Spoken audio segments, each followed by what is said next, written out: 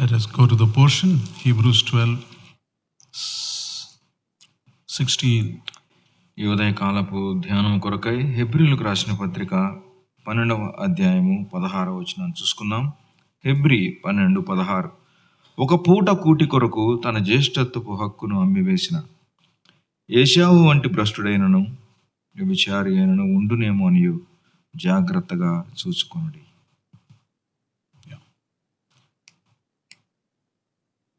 We know that most of us sitting here, we know the meaning of the word worthless. మనలో ఇక్కడ కూర్చున్న చాలా మందికి విలువ లేకపోవటం అంటే ఏంటో దాని అర్థం మనకు తెలుసు.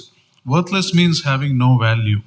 విలువ లేకపోవటం అంటే దానికి విలువే ఏమాత్రం లేదు. But there is also an English term called as worse than worthless. ఇంగ్లీష్లో మరొక పదం ఉంది, ఏంటంటే విలువ లేని దానికంటే మరీ దయనీయమైనటువంటి పరిస్థితి. That means those things are not only useless, but it's costly also. దాని అర్థం ఏంటంటే అవి పనికి రాకపోవటం మాత్రమే కాదు, కానీ అవి ఎంతో ఖరీదైనవి కూడా. You go through great loss because of that. దానివల్ల ఎంతో నష్టానికి గురి అవుతాం మనం. So many times in our life we do things that are not only worthless but also worse than worthless. మనలో చాలాసార్లు మనము ఇలాగా అంటే పనికిరానటువంటి పనులు మాత్రమే కాదు, కానీ నష్టపోయేటువంటి పనులు కూడా మనం చేస్తుంటాం. Before that, let us pray. Commit this word. Father, we commit your precious word into your hands. Be with your servants. Be with each one of us, and may we be people who submit to your word and grow in obedience. In Lord Jesus' most precious name we pray. Amen. Yeah. Worse than worthless. Many times we do such things. For example, in the company that I worked many years back, 2 people were selected for a position.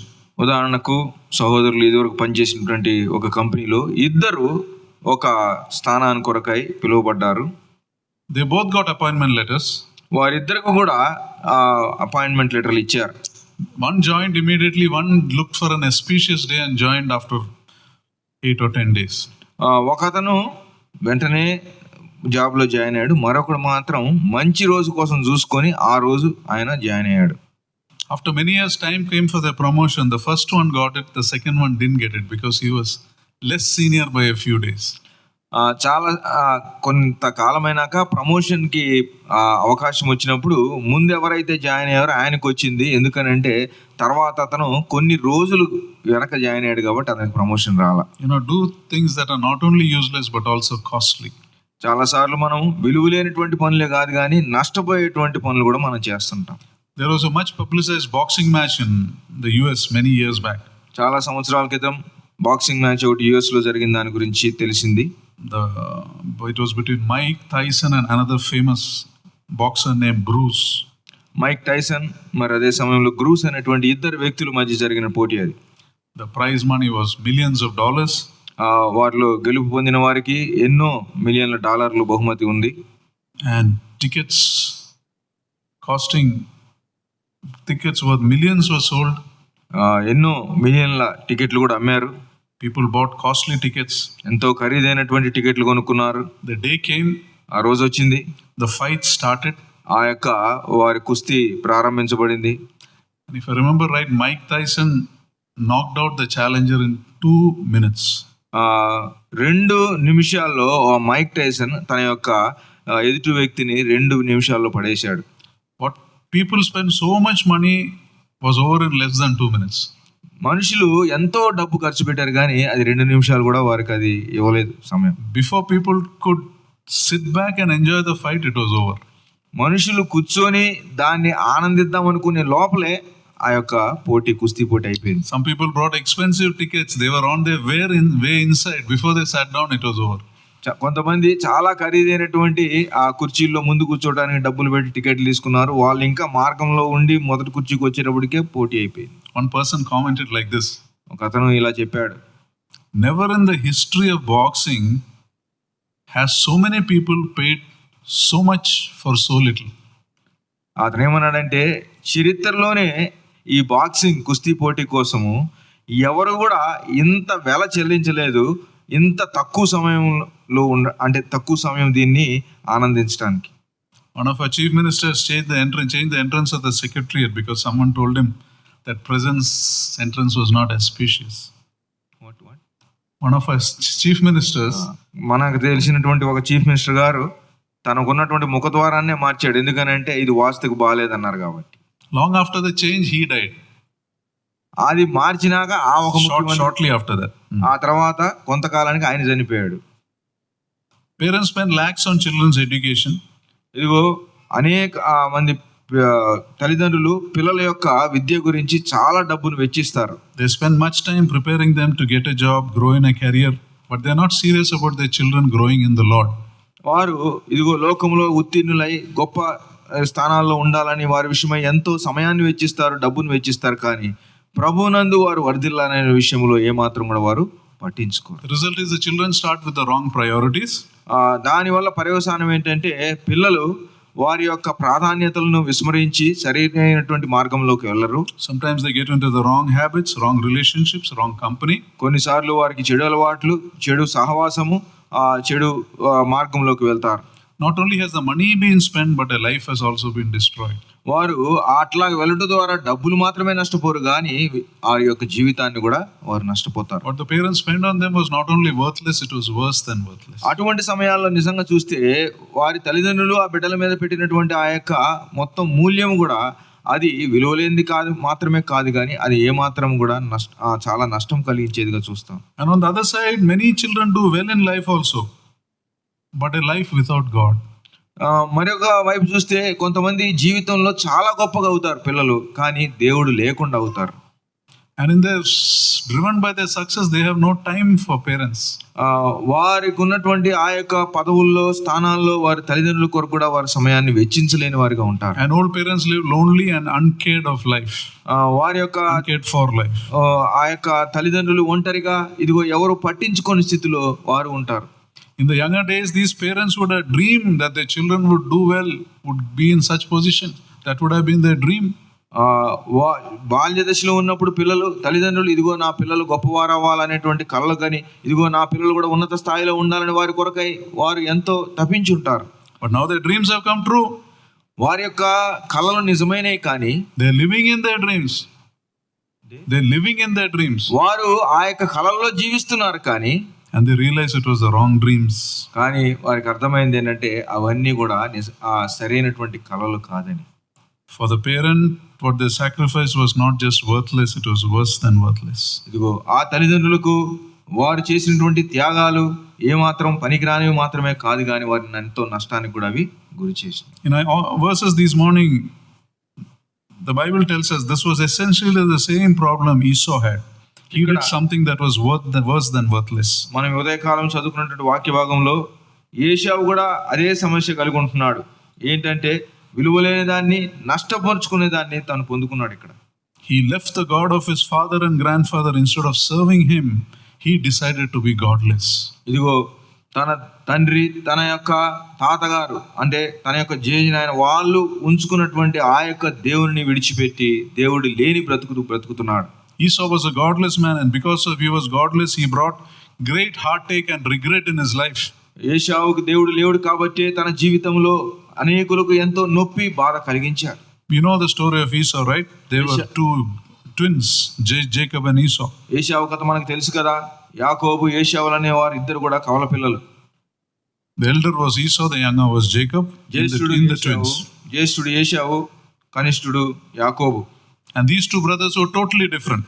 వారిద్దరు కూడా సహోదరులైనప్పుడు కూడా వారి యొక్క జీవిత విధానంలో కానివ్వండి, వారి తలంపులలో కానీ ఇద్దరు కూడా ఎంతో వ్యతిరేకులు.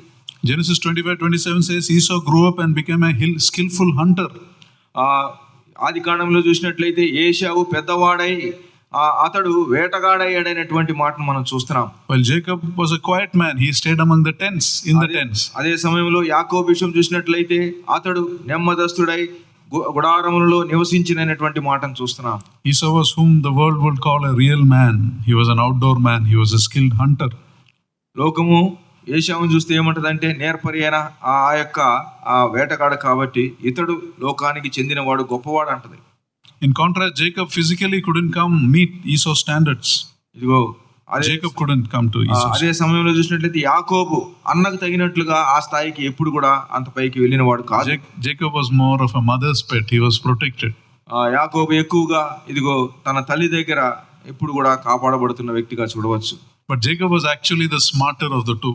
కానీ ఇద్దరిలో కూడా యాకోబు ఎంతో వివేకము కలిగిన వాడు.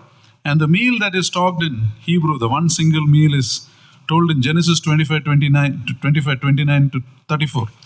ఆదికాండం 25:29 to 34. No need to read it, we'll just read along.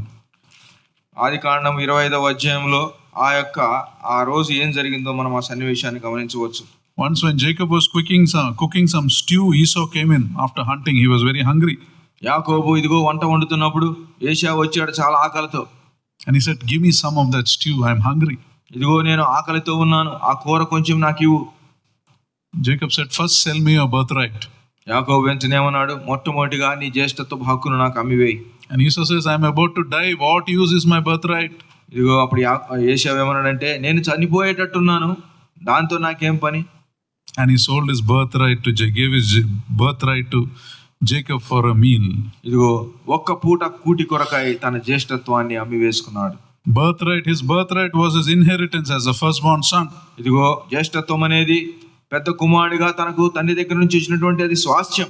In those days the standard practice was, if a family, the sons were to divide an inheritance, the firstborn will get 2 parts of the inheritance. ఆ కాలంలో ఇదిగో వారికి ఉన్నటువంటి ఆచారాలు బట్టి తండ్రి గారి స్వాస్థ్యం ఒకవేళ వస్తే జ్యేష్ఠుడిగా పుట్టిన వారికి రెట్టింపు పాలు అంటే 2 అతనికి వస్తుంది. Because he was the executor of the will. ఎందుకనగా ఆ యొక్క తండ్రి యొక్క చిత్తాన్ని నెరవేర్చేటువంటి వానిగా ఆ కాలంలో ఎంచేవారు. For example, 2 brothers, if they had 12 crores of property, the older brother should receive 8 crores and the younger brother should receive 4 crores. ఉదాహరణకు ఒకవేళ 12 కోట్ల ఆస్తి గాని ఉన్నట్లయితే జ్యేష్ఠుడికి 8 కోట్లు, తర్వాత రెండో వానికి 4 కోట్లు రావాలా. And Esau, for a single meal, he was willing to give away 4 crores. That's the picture. For a single meal. ఏశావు ఒక్క పూట కూటి కొరకు తనకి ఎక్కువగా ఉన్నటువంటి ఆ 4 కోట్లు ఇచ్చేశాడు. Now, does it sound like a smart decision? No, right? It's a foolish thing. అది ఏమి వివేకంతో కూడినటువంటి ఆలోచన కాదండి, అది చాలా బుద్ధిహీనమైనది. No one with common sense would do that. ఎవరు కూడా బుద్ధి కలిగిన వారు అలా చేయరు. But strangely, Hebrews does not say don't be foolish like Esau. Hebrews says don't be godless like Esau. హెబ్రీయులకు రాసిన పత్రికకు వస్తే ఏశావు వలె బుద్ధి లేనటువంటి వారుగా ఉండమని అనట్లేదు, కానీ ఏశావు వలె దేవుడు లేనిటువంటి వారుగా మీరు ఉండొద్దనే మాట ఇక్కడ చూస్తున్నాం. Why is the Bible saying that? ఎందుకని వాక్యం ఇలా చెప్తుంది? You see, the Bible is not saying Esau became godless because he sold his birthright. Right? The Bible is saying because he was godless, he sold his birthright. వాక్యము ఇదిగో తన యొక్క జ్యేష్ఠత్వాన్ని అమ్మినందుకు అతడు దేవుడు లేనటువంటి వాడుగా కాలేదని అని చెప్పట్లేదు, కానీ అతడు దేవుడు లేనివాడు కాబట్టే జ్యేష్ఠత్వాన్ని అమ్ముకున్నాడు. It is not because he rejected his inheritance that he went out of God's presence. It is because God's presence was not with him that he rejected the inheritance. అతడు తనకున్నటువంటి ఆ యొక్క జ్యేష్ఠత్వాన్ని అమ్మివేసినందుకు దేవుడు లేనటువంటి వాడు కాలేదు, కానీ దేవుడు లేడు కాబట్టే తన జీవితంలో తన జ్యేష్ఠత్వాన్ని అమ్మివేసుకున్నాడు. In other words, it was his godlessness that made him make a foolish decision. మరొక మాటలో చెప్పాలంటే ఆ దేవుడు లేనటువంటి ఆ గతే ఆ బుద్ధిహీనమైనటువంటి ఆ యొక్క నిర్ణయానికి దారి తీసింది. So what does it mean Esau was godless? దాని అర్థం ఏంటి? ఏశావు ఇదిగో దేవుడు లేనటువంటి వాడు అయ్యాడంటే. Does it mean that he spent his spare time drinking and smoking at some bar? దాని అర్థము తనకున్నటువంటి కొంత ఖాళీ సమయంలో తాగుతా ఇదిగో ఏం పని లేకుండా ఉన్నాడనా? Does it mean that Esau stole from people or killed people? దాని అర్థం ఏశావు ఎవరినన్నా హత్య చేశాడా, ఎవరి దగ్గరైనా దొంగతనం చేశాడా? Does it mean he lived a corrupt and dishonest life? అవినీతి కార్యములతో తాను ఏమన్నా బ్రతికాడా? The Bible doesn't say that. అదంతా బైబిల్ గ్రంథం చెప్పట్లేదు. In fact, the picture scripture tells us shows us is that maybe Esau was not a bad person at all. వాక్యంలో చూసినట్లయితే ఏశావు ఏ మాత్రం కూడా చెడిపోయినటువంటి వ్యక్తి కాదు, ఎందుకంటే బైబిల్లో ఎప్పుడు అలా చెప్పబడలేదు. By human standards. ఇదిగో మానవుల యొక్క ప్రమాణాలను బట్టి అతడు మంచివాడుగానే ఎంచబడ్డాడు. In Genesis he was a good son. ఇదిగో అతడు మంచి కుమారుడు. In Genesis 27, Isaac was sick and he thought he was about to die. He tells Esau, "Go hunt for me and prepare what may be my last meal." ఇదిగో ఆది కాండంలో చూసినట్లయితే ఇస్సాకు వృద్ధుడిగా ఉన్నప్పుడు పెద్ద కుమారుని పిలిచి, ఇదిగో నేను ఇంకా మృతి చెందుతున్నాను, నువ్వు వెళ్ళి నా కొరకై విందు సిద్ధం, ఏమన్నాడంటే వేటాడి విందు సిద్ధము చేసి తీసుకొని రమ్మన్నాడు అతనితో. And Esau immediately goes out. He catches something, kills it, prepares it and cooks it all just because his father told him. తండ్రి చెప్పాడు కాబట్టి వెంటనే ఏశావు వెళ్ళాడు, వేటాడాడు. ఆ తర్వాత తీసుకొచ్చి తండ్రికి వండి పెట్టినట్టు కూడా చూస్తున్నాం. He's a good son. అతడు మంచి కుమారుడే. He's also a forgiving brother. అంత మాత్రమే కాదు, క్షమించేటువంటి సహోదరుడు. Genesis 29, if you read 41, it tells Jacob deceived his father into getting his blessings, and Esau was so angry that he said that once Isaac died, I am going to kill Jacob, he said, Esau. Which verse? 27:41. 27:41. 27:41 తన తండ్రి యాకోబుకి ఇచ్చిన దీవెన నిమిత్తము ఏశావు అతని మీద పగపట్టెను. మరియు ఏశావు, నా తండ్రిని గూర్చిన దుఃఖ దినములు సమీపంగా ఉన్నవి, అప్పుడు నా తమ్ముడైన యాకోబును చంపేదని అనుకునేను. And Jacob was so scared that he ran away from home and didn't return for 14 years. ఆ మాటను బట్టి యాకోబు ఎంతో భయం చెంది 14 సంవత్సరాల ఇంటి నుంచి బయటికి వెళ్ళిపోయాడు. And after 14 years of exile, he finally tries to return. ఆ తర్వాత 14 సంవత్సరాల తర్వాత తిరిగి రావాలనుకున్నాడు. And when he is returning, he hears a report saying that his brother is coming to meet him with 400 people. వెనక్కి వస్తున్నప్పుడు తన అన్న 400 మందితో వస్తున్నాడనేటువంటి వార్త విన్నాడు.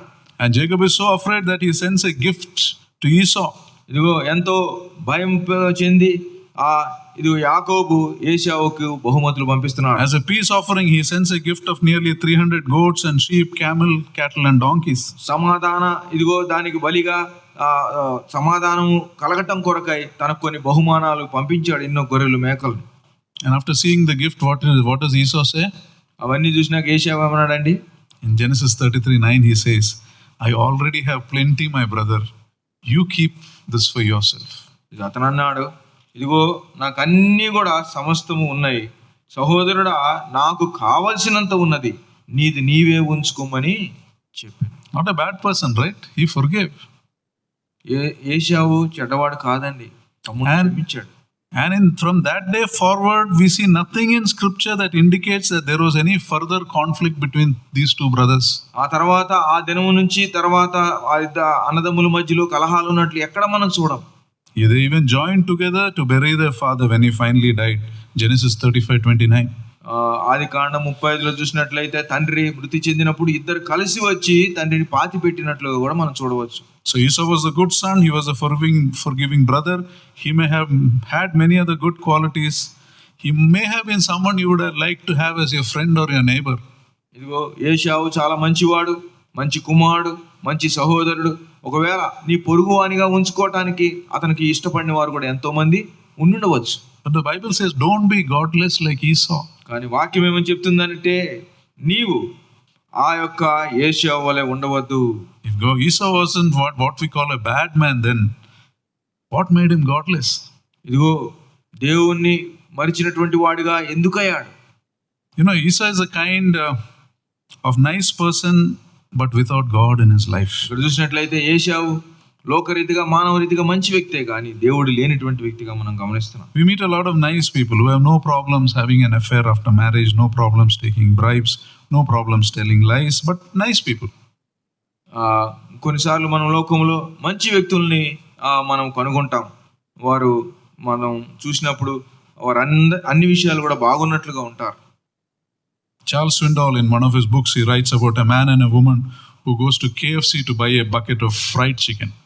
చార్లెస్ స్విండల్ తన పుస్తకంలో ఒకటి రాశారు, ఏంటంటే ఇద్దరు వ్యక్తులు, ఒక పురుషుడు ఒక స్త్రీ KFCకి వెళ్ళి ఆ చికెన్ బకెట్ కొనుక్కోవడానికి వెళ్ళారు. One late afternoon, they pick up a bucket of chicken, and they take the bucket and come to a picnic site, and they sit down to eat.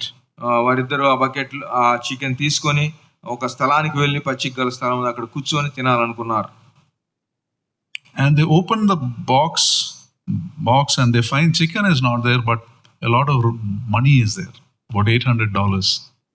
వారు ఆ యొక్క బాక్స్ తెరిచినప్పుడు దాంట్లో చికెన్ లేదు కానీ $800 డబ్బు ఉంది.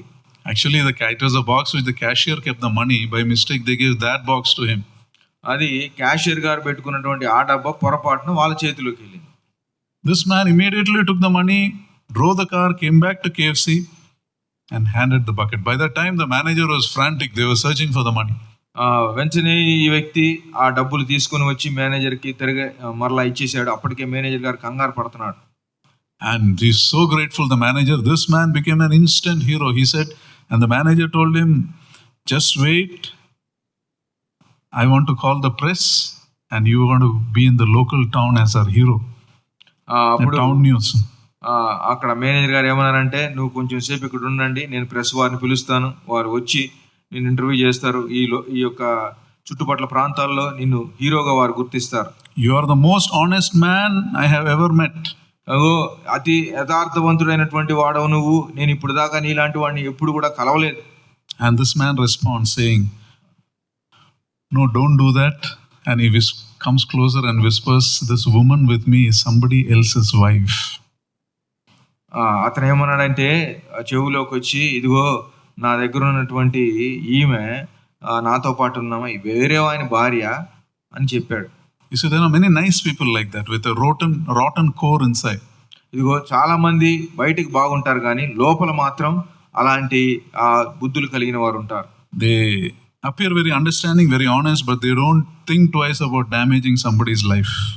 ఇదిగో వారు చూడటానికి అంతా బాగుంటారు కానీ ఇతరులకి హాని కలిగించడంలో వారు ఏమాత్రం కూడా వెనక తీరు. Coming to the incident, Esau probably thought, why do I need God?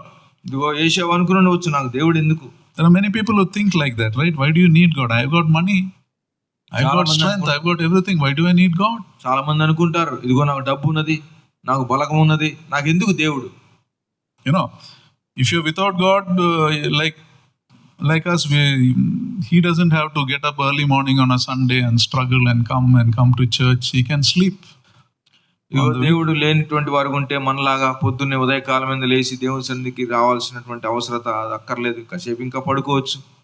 And he has extra funds. He has no tithing, nothing. So he has extra funds at his disposal to do what he wants. దేవునికి ఇచ్చేది లేదు కాబట్టి ఆ డబ్బు అంతా కూడా తనకి ఇష్టం వచ్చినట్టు వాడుకోవచ్చు. And there are no moral constraints on his lifestyle. He can do whatever he wants. తన యొక్క జీవితంలో నైతిక విలువలు ఉండవు, ఏది కావాలంటే అది చేయడానికి ఇష్టపడతాడు. So why do I need God? ఎందుకు నాకు దేవుడు కావాలి. You know, one major disadvantage not having God in your life is you make the wrong choices continuously. ఇదిగో దేవుడు లేకపోవటాన్ని బట్టి నీ జీవితంలో నష్టపోయేది ఏంటంటే, ఏ నిర్ణయం తీసుకున్నా ఇదిగో నువ్వు తప్పుడు నిర్ణయాలకే ముందుకు వెళ్తావు. Without God our lives get messed up. ఇదిగో దేవుడు లేకుండా మన జీవితాలు ఎంతో నైరాశ్యంగా మారిపోతాయి. Without God's direction we stumble blindly through life, making one foolish decision after another. ఇదిగో దేవుడు లేకుండా మన జీవితంలో ఎన్నో బుద్ధిహీనమైనటువంటి నిర్ణయాలు తీసుకొని ఒకదాని తర్వాత ఒక దాంట్లో మనం తృప్తిపడతాం. You easily fall into sin and sinful patterns. ఇదిగో మనము తేలికగా పాపాల్లో పడతాం, ఆ యొక్క చిక్కులు పెట్టే దాంట్లో ముందుకు వెళ్తాం. You keep making the same mistakes over and over again. అదే తప్పులను మాటికి చేస్తూ వస్తాం. You enter one wrong relationship after another. ఇదిగో ఒక తప్పుడు సంబంధం ద్వారా మరొక దాంట్లోకి మనం వెళ్తాం. Because your heart is shut to the light of God, to the reality of God, you don't even know what is good for you. ఎందుకంటే నీ యొక్క హృదయం దేవుని యొక్క వాస్తవానికి అది దూరంగా ఉంటుంది కాబట్టి వాస్తవం ఏంటో కూడా నీకు తెలియనటువంటి మందుడుగా ఉంటావు. People who reject God tend to make bad decisions. దేవుణ్ణి ఎవరైతే నిరాకరిస్తారో వారు తప్పుడు నిర్ణయాలు తీసుకుంటారు. For example, Esau made a wrong choice with regard to whom he was going to marry. ఇదిగో ఉదాహరణకు ఏశావు తను ఎవరిని వివాహం చేసుకోవాలనుకున్నాడో ఒకవేళ ఆ విషయంలో తప్పు నిర్ణయం తీసుకుని ఉండవచ్చు. Genesis 26, 34 and 35 says. Adikandam 26:35. 34-35. When Esau was 40 years old, he married Judith, daughter of Beeri the Hittite, and also Basemath, daughter of Elon the Hittite. They were a source of grief to Isaac and Rebekah. 26, 34 and 35. 26వ అధ్యాయం 36, 34, 35. ఏశావు 40 సంవత్సరములు వాడైనప్పుడు హిత్తీయుడైన బేయేరీ కుమార్తెయగు యహూదీతును హిత్తీయుడైన alone కుమార్తెయగు బాషెమతును పెళ్లి చేసుకును. వీరు ఇస్సాకునుకును రిబ్కాకును మనోవేదన కలుగు చేసిరి. You see, Esau didn't care whether God liked who he married or not. ఇదిగో ఏశావు తాను ఎవరిని వివాహం ఆడుతున్నాడో దాని విషయంలో పట్టించుకోలేదు ఎక్కువ. It didn't matter to him whether the woman he married ended up hurting his parents. ఇదిగో తాను వివాహం చేసుకుంటుంటే ఆ వ్యక్తి తల్లిదండ్రులను ఎంత గాయపరుస్తుందని పట్టించుకోలేదు. By the way, there is a lesson for us in this. ఇదిగో మనకు కూడా ఇక్కడ ఒక పాఠం ఉన్నది. Marriage is one area where many people who call themselves believers display godless behavior. ఇదిగో వివాహ విషయంలో అనేక సార్లు విశ్వాసులు దేవుడు లేనటువంటి అవిశ్వాస జీవితాన్ని బయట పెడుతుంటారు. We don't see God's clear will first. దేవుని యొక్క చిత్తాన్ని ఆ విషయంలో మనం గమనించాం. Some people are so focused and obsessed with what they want in marriage that they do not even care about God's will. కొంతమంది వివాహంలో వారికి ఏం కావాలో ఆ విషయమై ఎంతో పట్టుదల కలిగి ఉంటారు, కానీ దేవుడికి ఏం కావాలనే విషయంలో అసలు లెక్కే చేయరు. There is a story of a farmer who wanted to get married. ఒక రైతు వివాహం చేసుకోవాలన్నటువంటి వ్యక్తి గురించి కథ ఉంది. He had a lot of agricultural land. తనకి ఎంతో భూములు ఉన్నాయి. So he puts an ad in the newspaper. News పేపర్లో అడ్వర్టైజ్మెంట్ పెట్టాడు. Farmer with 160 acres of land wants to marry a woman with tractor. అతను ఏమని పెట్టాడంటే 160 సంవత్సరాల వ్యవసాయ భూమి కలిగినటువంటి ఒక రైతు ఎవరికైతే ట్రాక్టర్ ఉందో ఆ అమ్మాయిని పెళ్లి చేసుకోవాలనుకుంటున్నానని అడ్వర్టైజ్మెంట్ వేశాడు. If interested, send picture of the tractor. అతను ఏమని అడిగాడంటే ట్రాక్టర్ బొమ్మను పంపించండి. Funny, but that's how we behave. We first look at caste and qualification and job without seriously knowing what God wants. ఇదిగో ఇది మనకు చాలా హాస్యాస్పదంగా ఉంటుంది, కానీ అనేక సార్లు మనం కూడా అంతే. దేవుడికి ఏం కావాలో దాన్ని పక్కకు పెట్టి కులాలు, వారి యొక్క చదువులు, పదవులు, వాటి మీద మనం దృష్టి పెడుతుంటాం. And because we don't see God's clear will, we go ahead with what we want and what we like, and there is a great danger that we will be causing ourselves and that girl great damage. ఇదిగో అలాగూ దేవుని యొక్క చిత్తాన్ని మనం వెరగకుండా ముందుకు వెళ్ళిపోవటం బట్టి తర్వాత మన జీవితంలో ఎంతో నష్టం పొందుతాం. అంత మాత్రమే కాదు, ఇతరులకు కూడా నష్టం కలుగజేస్తాం. We pay a heavy price. మనం ఎంతో మూల్యాన్ని చెల్లించుకోవాల్సి వస్తుంది. Now not only the money that was spent worthless, but it's become worse than worthless because the life of someone also has been spoiled. మనము ఖర్చు పెట్టినటువంటి డబ్బు అది విలువలేనిదిగా మారటమే కాదు, కానీ దానివల్ల ఎంతో నష్టపోయి మనల్ని మనమే గాయపరుచుకుంటాం. It would have been better not to get married in the first place. మొట్టమొదటి స్థాయిలోనే ఒకవేళ ఆ వివాహం జరగకుండా ఉంటే మంచిగా ఉండేదేమో. You see, without the Lord to guide us, we are bound to make great blunders in life. ఇదిగో దేవుడు మనతో లేకపోతే ఈ లోకములో మనం ఎన్నో తప్పులు చేయటానికి. Because however smart we may be, we can only judge people by what we see, nothing more. మనము ఎంత జ్ఞాన వివేకములు కలిగి ఉన్నా బయటికి మనుషులు ఎలా కనిపిస్తారో దాని మీదే మనం తీర్పు తీర్చగలం, కానీ హృదయాలను మనము ఎరగలేము. But the God who knows the heart tells us, don't settle for outward appearance. మన హృదయాలను ఎరుగును. God says, if the heart of the one you love loves me, then you will have a good time. ప్రభువారు ఏం చెప్తున్నారంటే, నువ్వు ఎవరినైతే ప్రేమిస్తున్నావో వాడి హృదయం నన్ను ప్రేమిస్తే అప్పుడు నీకు మంచి జీవము ఉంటుంది. Now we come to another important lesson from the life of Esau. ఈసావు నుంచి మరి ఒక మంచి పాఠాన్ని చూద్దాం. Do you think the parents of Esau would have had something to do with their son becoming godless? తల్లిదండ్రులు ఇదిగో బిడ్డ అలాగూ దేవుడు లేకుండా పోవటానికి కారణానికి తల్లిదండ్రులు ఏమన్నా బాధ్యత ఉందా? Esau was the son of Isaac and Rebekah, right? ఏశావు ఇస్సాకు రెబెకాల యొక్క కుమారుడు. In today's language, నేటి దినాల్లో Esau was the unbeliever son of believer parents. ఇదిగో ఏశావు అవిశ్వాసి ఎవరికంటే విశ్వాసులైన తల్లిదండ్రులకు. So would the parents of Esau would have something to do with him becoming a godless person? కాబట్టి వారి కుమారులు అవిశ్వాసిగా అవటానికి తల్లిదండ్రులు ఏమైనా చేశారా? Genesis 25:28 says, ఆదికాండం 25:28 వచనం ఏమని చెప్తుందంటే, Isaac loved Esau, but Rebekah loved Jacob. ఇస్సాకు ఏశావు తెచ్చిన వేట మాంసం తినుచుండెను గనుక అతను ప్రేమించెను, రిబ్కా యాకోబును ప్రేమించెను. You see, as parents they showed favoritism. తల్లిదండ్రులుగా వారు పక్షపాతం చూపించారు. And this favoritism of the parents led one son to run away from home and the other son to run away from God.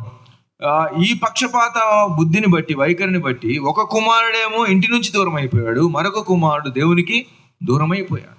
Isaac showed favoritism. Isaac loved Esau. Probably that started the rivalry between the two sons. ఇస్సాకు ఏశావుని ఎక్కువగా ప్రేమించడాన్ని బట్టి కాబోలు ఇదిగో ఆ కుమారులు ఇద్దరిలో కూడా ఒకరి మీదకి ఒకరికి పగరా వచ్చుండవచ్చు. Esau got his father's love. Jacob may have been denied his father's love. ఇదిగో ఏశావు తండ్రి ప్రేమను పొందుకున్నాడు, కానీ యాకోబు తండ్రి ప్రేమను పొందుకోలేకపోయాడేమో. So Jacob didn't get the love that he craved for from his father, so he grabbed the other things, the birthright and the blessings. ఇదిగో యాకోబు తన యొక్క తండ్రి ప్రేమను పొందుకోలేకపోయాడు కాబట్టి అన్న దగ్గర ఉన్నటువంటి ఆ యొక్క జ్యేష్ఠత్వమును వాటిని లాక్కున్నాడు. When children are denied our love, they become self-destructive sometimes, psychologically. They pursue love substitutes or some other form of success. పిల్లలు ఎప్పుడైతే మన దగ్గర నుంచి పొందుకోవాల్సినటువంటి ప్రేమను వారు పొందుకోకపోతారో అప్పుడు దానికి బదులుగా మారుగా వారు ఎన్నో వాటి వైపు తిరుగుతుంటారు. Jacob probably was not born as a bad boy. యాకోబు పుట్టినప్పుడు చెడ్డవాడిగా పుట్టలేదు. But maybe the way Isaac did not love him or showed favoritism to Esau left him rejected. ఇస్సాకు ఏశావుకు చూపించినటువంటి ఆ యొక్క పక్షపాతాన్ని బట్టి కాబోలు యాకోబు అలా తయారయ్యాడు. And Esau probably didn't start as a bad boy either. ఇదిగో ఏశావు కూడా ఇస్సాకు విషయమై మంచిగానే జీవిస్తూ వచ్చాడు. His mother Rebekah favored Jacob. ఇదిగో తల్లి రిబ్కా యాకోబును ప్రేమిస్తూ వచ్చింది. You see, Esau must have resented a cunning mother who not only failed to love him but also played a part in cheating him out of the inheritance. ఇదిగో ఏశావులో ఒకలాంటి కోపం రగులిపోతుండవచ్చు. ఎందుకనంటే తల్లి ప్రేమను తాను పొందుకోలేకపోగా తమ్ముడు మోసం చేయడానికి కూడా తల్లి ఏకీభవించింది. And he would have expressed his resentment by marrying against the laws of God and marrying unapproved woman. ఆ యొక్క కోపాన్ని ఒకవేళ తల్లి మీద చూపించడానికి ఏమో ఇదిగో దేవుని ఎరుగనటువంటి వారిని పెళ్లి చేసుకొని తల్లిదండ్రులకు ఎంతో దుఃఖము కలుగజేశారు. Parential rejection many times leads children to rebellion. When if your child is rebelling, ask yourself, maybe you don't have time to love your child. ఇదిగో తల్లిదండ్రులు పిల్లలను ప్రేమించకపోతే వారిలో తిరుగుబాటు స్వభావం వస్తుందేమో. ఎందుకనంటే మీ ప్రేమను వారు పొందుకోకపోతే దానికి కారణం. Children rebel out of the need for acceptance. ఇదిగో పిల్లలు అనేటువంటి వారు ప్రతి ఒక్కరు కూడా వారిని అంగీకరించాలా, మేము ఆమోదయోగ్యంగా ఉండాలా, మా దగ్గర ఎవరన్నా ఉండాలనేటువంటి ఆశ తపన వారిలో ఉంటది. Maybe perhaps Esau felt a perverse satisfaction when his mother had to live along with his Hittite wives. ఇదిగో తన తల్లి ఇదిగో హిత్తీయులైనటువంటి తన భార్యలతో ఉంటే తల్లి కష్టపడుతుంటే ఒకవేళ అది అతనికి తృప్తినిచ్చిందేమో. When our children drop out of school, they run away, they don't come to church properly, they go into drunks, they go into drugs or get into wrong relationships. తల్లిదండ్రుల యొక్క ప్రేమను పొందుకోలేకపోతే తల్లిదండ్రులతో పాటు మందిరానికి రాకుండా తప్పుడు సహవాసాలకు లోనై తప్పుడు యొక్క మార్గాలకు వారు బానిసలైపోయి ఇదిగో అనవసరంగా వారు ఎంతో లోకంలో నష్టానికి గురవుతుంటారు. When they do such things, they are saying, I'll show you for what you've done for me. ఇదిగో వారు అలాంటి పనులు చేస్తున్నప్పుడు వారు ఒకవేళ వారి మనసులో అనుకుంటారేమో, ఇదిగో తల్లిదండ్రులుగా మీరు నాకు చేసిన దానికి ప్రతీకారంగా నేను ఇలాగూ మీకు చేస్తున్నాను. They may not say it, but it's a response. వారు అలా మీతో మాట్లాడకపోవచ్చు నోరు తెరిచి, కానీ అది ఒక ప్రతీకార చర్యగా వారు దాన్ని ఎంచుతుండవచ్చు. Many parents tell pastors and elders, our children are not listening to them, they're going the wrong way. The more I try to understand, the more I feel that the fault will be more with the parents than with the children. అనేక సార్లు ఇదిగో తల్లిదండ్రులు కానీ దైవజనులు కూడా కొన్నిసార్లు ఏం చెప్తారంటే మా పిల్లలు మా మాట వినట్లేదు అంటారు. వారిని బాగా పరిశీలిస్తే అర్థమయ్యేది ఏంటంటే పిల్లలు అలాగ అవటానికి కారణం తల్లిదండ్రులుగా వారు మీ దగ్గర నుంచి కోరుకున్నది మీరు ఇవ్వలేకపోవటాన్ని బట్టి. One of the worst things you read in the Bible in Genesis is the Lot's two daughters having a relationship with Lot, right? అతి నీచమైనటువంటి కార్యము దైవ గ్రంథంలో మనకు తెలుసు. ఆది కాండంలో లోతు యొక్క ఇద్దరు కుమార్తెలు ఇదిగో లోతును కూడినటువంటి ఆ యొక్క విధానం. But are they to blame really? వారిని నిజంగా నిందించవచ్చా? You went to Sodom. నువ్వు సొదొమకి వెళ్ళావు. You went to a sinful city. నీవు పాపరహితమైన పాపంతో కూడినటువంటి ఆ యొక్క పట్టణానికి వెళ్ళావు. You brought them up in that culture. ఇదిగో అటువంటి ఆ యొక్క జీవిత విధానంలో వారిని పెంచావు. You pitched your tent in the wrong place. ఇదిగో నీవు వేసుకున్నటువంటి గుడారము సరైన స్థలంలో వేసుకోలేదు. You left a godly relationship and went there. దేవునితో నీకున్నటువంటి సంబంధాన్ని నీవు విడిచిపెట్టి అక్కడికి వెళ్ళావు. Can you blame your children? ఇప్పుడు ఏం జరుగుతుంది? Many times there are rebellious children among believers because there is a mismatch between what they show themselves in church and what they are at home.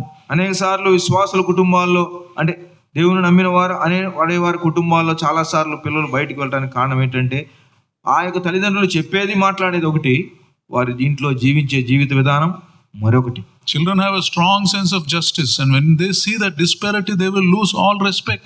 పిల్లలకు న్యాయ సంబంధంగా సరైనటువంటి ఆ జ్ఞానం ఉంటుంది వారికి, ఏది సరిదో ఏది తప్పు అనేది. అటువంటి వారు గమనించినప్పుడు వారు చాలా పక్కకు వెళ్ళిపోతారు. Many pastors' children are rebellious because what they preach and their life is a contrast. అనేక మంది పాదిర్లు పిల్లలలాగా ఉంటారు, ఎందుకంటే వారు పుల్పిట్లో నుంచి ప్రసంగించేది ఒకటి, ఇంట్లో జీవించేది మరొకటి. Some people lie to their children at the age where they believe their parents completely 100%. They lie to them at that time. కొన్నిసార్లు కొంతమంది చిన్నపిల్లలు చిన్నప్పుడే వారు అబద్ధాలు 100% అబద్ధాలు నమ్మగలిగేటువంటి అబద్ధాలు మాట్లాడతారు. If you're going out to a function and your child wants to come, to avoid him, we say things like, we are going to the doctor, we are going to take an injection, and so that the child does not want to come. ఇదిగో మనం ఎప్పుడన్నా పిల్లలు రాకూడదని అనుకుంటే, ఫంక్షన్కి వెళ్ళాలనుకుంటే ఏం చెప్తారు? నేను డాక్టర్ దగ్గరికి పోతున్నా, ఇంజెక్షన్ వేయించుకోవడానికి పోతున్నాను.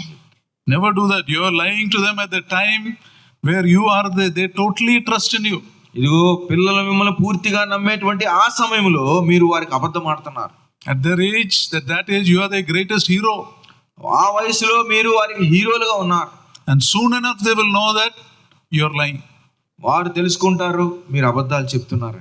And in their minds, a strong belief is there. My father does not tell the truth. వారి మనసుల్లో గట్టిగా పాతుకుపోతే ఏంటంటే, మా తండ్రి గారు నిజం చెప్పరు. Another thought will come, and he tells me not to lie. ఇంకొకటి అనుకుంటారు ఏంటంటే, అతను మాత్రం అబద్ధాలు ఆడతాడు కానీ నాకు మాత్రం అబద్ధాలు ఆడద్దని చెప్తాడనేది కూడా అనుకుంటారు. And they lose all respect. ఆ సమయంలో వారికి మీ మీద ఉన్నటువంటి ఆ యొక్క మర్యాద గౌరవం అంతా పోగొట్టుకుంటారు. There should be no room for lies in a believer's life, white lies or otherwise. ఇదిగో ఒక విశ్వాసి జీవితంలో అబద్ధాలకు తావే ఉండకూడదు. You have to explain to them, take time, not lie to them. ఇదిగో వారికి కావాలంటే సమయం తీసుకోండి, పరిస్థితులను అర్థమయ్యేటట్టు మాట్లాడండి, కానీ దయచేసి అబద్ధాలు మాత్రం చెప్పవాలి. Explain why this is not possible, why this is possible, but don't lie. ఎందుకు ఇది సాధ్యమవుతుంది, ఎందుకు ఇది సాధ్యం కాదు అని చెప్పండి, కానీ అర్థమయ్యేటట్టు. You see, parents basically display two kinds of love. సాధారణంగా తల్లిదండ్రులు 2 రకాలైనటువంటి ప్రేమను వారు వ్యక్తీకరిస్తారు. The first love is conditional love. మొట్టమొదటిది కారణాలు, హేతువులతో కూడినటువంటి ప్రేమ. I love you if you get good marks. ఇదిగో నీకు మంచి మార్కులు వస్తే నేను నిన్ను ప్రేమిస్తాను. I will love you if you do well. ఇదిగో నువ్వు మంచిగా చేస్తే నేను నిన్ను ప్రేమిస్తాను. And if they don't do well, you kind of, you withdraw back. ఇదిగో ఒకవేళ నేను చెప్పింది నువ్వు మంచిగా చేయకపోతే నేను వెనక్కి తగ్గుతా. They won't behave properly. ఒకవేళ నువ్వు సరిగా ప్రవర్తించకపోతే. Conditional love, if you show to your children, they will always feel inadequate, they will always feel insecure.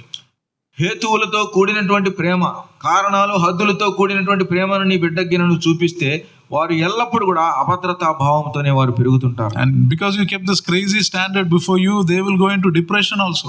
ఇదిగో వారి ముందు నువ్వు పెట్టినటువంటి ఆ ప్రమాణాల వల్ల కొన్నిసార్లు వారు ఎంతో కృంగిపోయినటువంటి పరిస్థితిలోకి కూడా వెళ్తారు. And they will learn to lie very well, very convincingly. వారు ఆ సమయాల్లో అబద్ధాలు ఆడటం చాలా, అంటే మీరు నమ్మేటట్టుగా వారు అబద్ధాలు ఆడతారు. The best lying children come from parents who are very strict, they say. Very strict parents, their children will be very good in lying. కఠినాత్ములైనటువంటి పేరెంట్స్కి అబద్ధాలు బాగా చెప్పేటువంటి పిల్లలు కూడా ఉంటారు. Because they learned how to handle their parents. ఎందుకంటే వాళ్ళ తల్లిదండ్రులను ఎలా మేనేజ్ చేసుకోవాలో వాళ్ళు నేర్చుకుంటారు.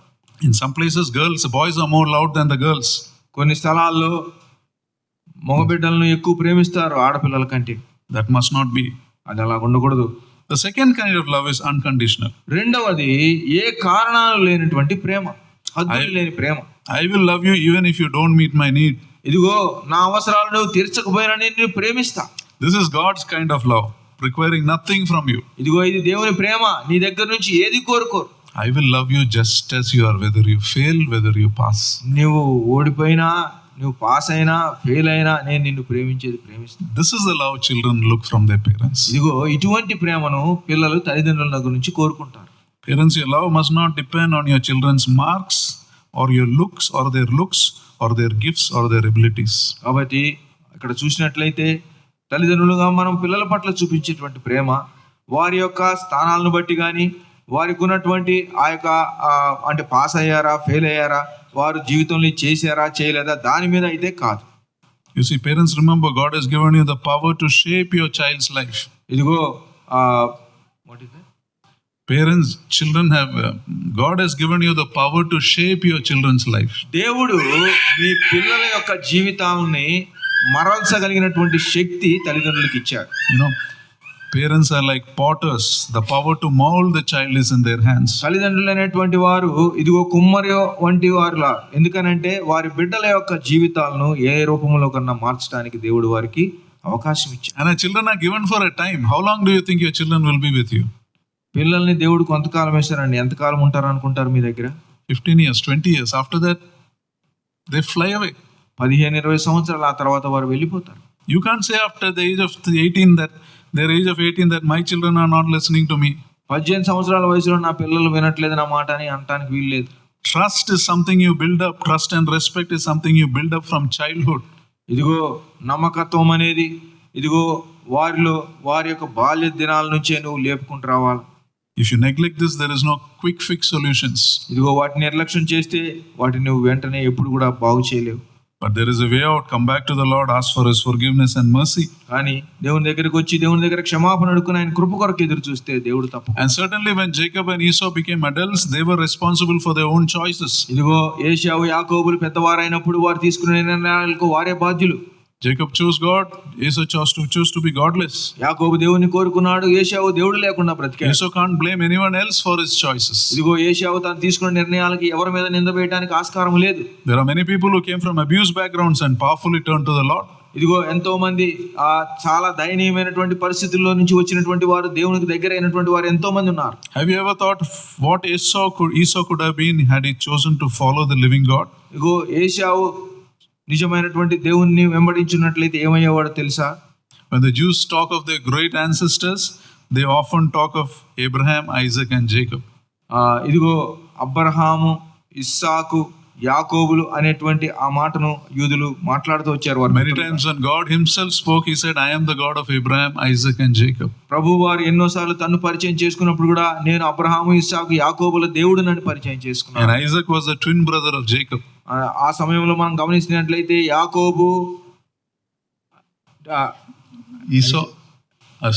Esau was the twin brother of Jacob. ఆ సమయంలో మనకు తెలుసు ఏశావు యాకోబు యొక్క సహోదరుడే, the eldest son actually. నిజంగా చెప్పాలనంటే యాకోబు ఇస్సాకుకు పెద్ద కుమారుడు. Esau. In other words, if Esau had not sold his birthright, when the Jews talked of their great ancestors, they might have talked of Abraham, Isaac and Esau. ఒకవేళ జ్యేష్ఠత్వపు హక్కును అమ్ముకోకుండా ఉన్నట్లయితే నేటికి కూడా యూదులు అబ్రహాము, ఇస్సాకు, ఏశావు సంతానం అని చెప్పుకునేవాడు. That was his potential. అది అతనుకున్న ఆధిక్యత. But by choosing to be godless, Esau chose what was worse than worthless. కానీ ఇదిగో తాను విలువలేనటువంటి దాన్ని ఎన్నుకొని దేవుడు లేకుండా దూరం అయిపోయాడు. He robbed himself of what God wanted to give him, and he sealed his eternity in hell. ఇదిగో దేవుడు ఇవ్వవలసిన దాని నుంచి తనకు తానే దొంగిలించుకున్న వాడై నిత్యత్వానికి దూరం అయిపోయాడు. In life we get what we choose. ఇదిగో జీవితంలో మనం కోరుకున్నదే మనకు వస్తుంది. What Esau chose on earth, God gave him for eternity. లోకములో ఏశావు ఏది కోరుకున్నాడో దేవుడు అది నిత్యత్వానికి కూడా అతనికి ఇచ్చివేశాడు. That's why the Hebrews 12 says, see that no one is godless like Esau. హెబ్రీయులకు రాసిన పత్రిక 12వ అధ్యాయంలో అదే మాట చూస్తున్నాం మనం. మీలో ఎవడైనాను దేవుని కృపను పొందకుండా తప్పిపోనేమో. Verse 17 says, afterwards, he wanted to inherit his blessings, he was rejected. ఏశావు ఆ తర్వాత ఆశీర్వాదము పొందగోరి నీళ్లు విడిచుచు దాని కోసం శ్రద్ధతో వెదికినను మారు మనసు పొందని అవకాశము దొరకక విసర్జించెను. Though he sought his blessings with tears. ఇదిగో ఇక్కడ చూసినట్లయితే కన్నీళ్లు విడిచుచు ఆశీర్వాదాలు కోరుకున్నాడు. What a terrible mistake Esau made. ఇదిగో ఎంత గొప్ప తప్పు పని చేశాడు. The story of a man who sold his tomorrow. ఇదిగో ఈ వ్యక్తి రేపు అనే దాన్ని అమ్మివేసుకున్న వ్యక్తి. May that not be the story of anyone in this hall. ఇదిగో ఈ హాల్లో ఉన్నటువంటి మనలో ఏ ఒక్కరు కూడా అలాంటి చరిత్ర కలిగి ఉండదు. Or the story of our children. ఇదిగో our children. మన పిల్లలు కూడా ఇలాంటి స్థితికి రావద్దు. Let us pray. ప్రార్థన చేసుకుందాం. Father, we thank you for this time that you've given us. We thank you for your precious word. the lessons, Lord, the terribleness of living a life without you, Lord. Living a life without you. May that not be the fate of anyone here. So precious a salvation is being shown to us. Scripture, told in Scripture, passed on from thousands of years. And your word also says, if you neglect so great a salvation, how can you escape? Today, being godless gives a lot of advantage. You may think, I have so much money, I enjoy good health. What is wrong in being godless? What a terrible logic, Lord. The logic that will destroy our lives. May that not be the story of any one of us. We thank you, Lord, for this time. In Lord Jesus' most precious name we pray. Amen. Now to him who is able to keep you from falling and to present you before his glorious presence, without fault and with great joy, to the only God our Savior, be glory, majesty, power and authority, through Jesus Christ our Lord, before all ages, now and forevermore. Amen. Thank you. God bless you.